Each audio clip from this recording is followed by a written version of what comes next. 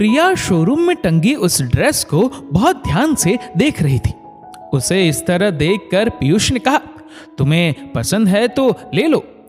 लेकिन प्रिया ने मुंह बिचकाते हुए कहा, नहीं, इतने भी खास नहीं है, मैं फिर कभी ले लूंगी, अभी तो मेरे पास बहुत से कपड़े हैं, वैसे भी ज्यादा कपड़े देख देख कर मन भर जाता है।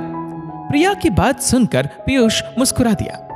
पिछले 1 साल से वो यही सुनते आ रहा था।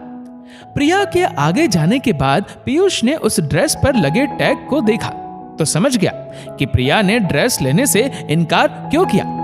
तभी घड़ी की ओर देखकर प्रिया बोली, अरे 5 बज गए, राघव का ट्यूशन से आने का टाइम हो जाएगा। सुनो, यहाँ सब्जी मंडी से सब्जियां लेते हुए चलते हैं, यहाँ सस्ती मिल जाती है। 2 बड़े थैलों में सब्जियां लेकर मोटरसाइकिल पर वे लोग घर के लिए रवाना हो गए। घर पहुंचते ही प्रिया ने सारी सब्जियां फ्रिज में रख दी और खाने की तैयारी में जुट गई। प्रिया और पीयूष की लव कम अरेंज मैरिज थी। दोनों एक दूसरे को पसंद करते थे। पीयूष की प्राइवेट जॉब थी, जबकि प्रिया के पापा का अच्छा खासा व्यापार था। उसके मम्मी पापा को चिंता थी कि प्रिया किस तरह एडजस्ट कर पाएगी, लेकिन अपनी बेटी की खुशी की खातिर उन्होंने शादी की मंजूरी दे दी। प्रिया भी बहुत समझदार थी। उसने बचपन से अपनी माँ को हर परिस्थिति में घर परिवार को संभालते हुए देखा था। पहले उसके पापा छोटा मोटा काम ही करते थे। धीरे धीरे मम्मी पापा ने संयम और एक दूसरे के साथ से ही ये मुकाम हासिल किया था।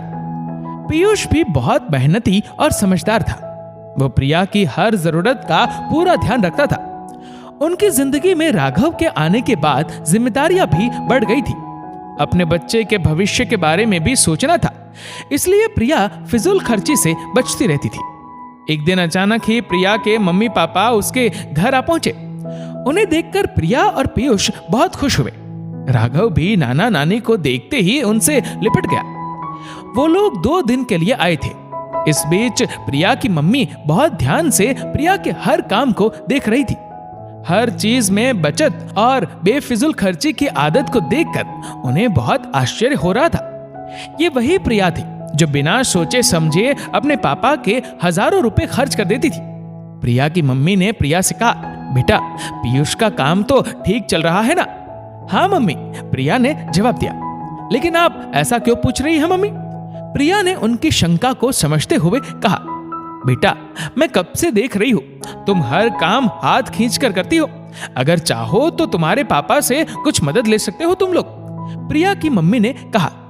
उनकी बात सुनकर प्रिया मुस्कुराई। मम्मी, हमें कोई तकलीफ नहीं है, पीयूष हमारा बहुत ख्याल रखते हैं। बस शादी से पहले मैं अपनी जिद पूरी करती थी, लेकिन अब मुझे जिद और जरूरत में फर्क करना आ गया है। आखिर सब परिस्थितियों में ढलना मैंने आपसे ही तो सीखा है। आपने भी तो हर हाल में पापा का साथ दिया है ना, वैसे ही मैं भी पीयूष की ताकत बनना चाहती हूँ।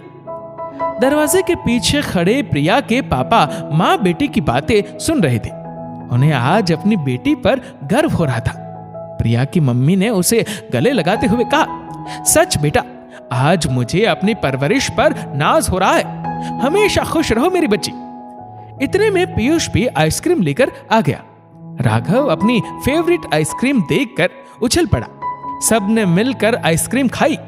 मम्मी पापा ने जाते हुए पीयूष से कहा, बेटा, अगर कभी भी हमारी जरूरत पड़े तो याद करना, हम हमेशा तुम्हारे साथ हैं। पीयूष ने कहा, मम्मी पापा, आप लोगों का आशीर्वाद हमारे साथ है तो हमें कोई कमी नहीं है। और फिर आपने अपनी इतनी समझदार बेटी जो मुझे सौंप दी है, इसके अलावा हमें और क्या चाहिए? अपने बच्चों को इतना खुश और संतुष्ट देखकर उनके मन को तसल्ली हो गई कि ये सब परिस्थितियों का सामना करने में सक्षम है। सच ही तो है, एक औरत हर परिस्थिति का सामना कर सकती है। कभी वो नाजुक होती है तो कभी कठोर, कभी छोटी सी बात पर रो पड़ती है तो कभी बड़े से बड़ा गम भी अपने अंदर समा लेती है। कम पैसों में तो वो गुजारा कर सकती है, लेकिन सम्मान कम हो तो बर्दाश्त नहीं कर सकती। दरअसल यही एक औरत की खासियत होती है।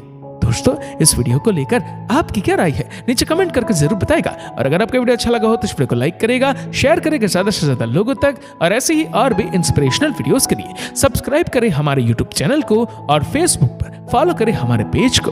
धन्यवाद।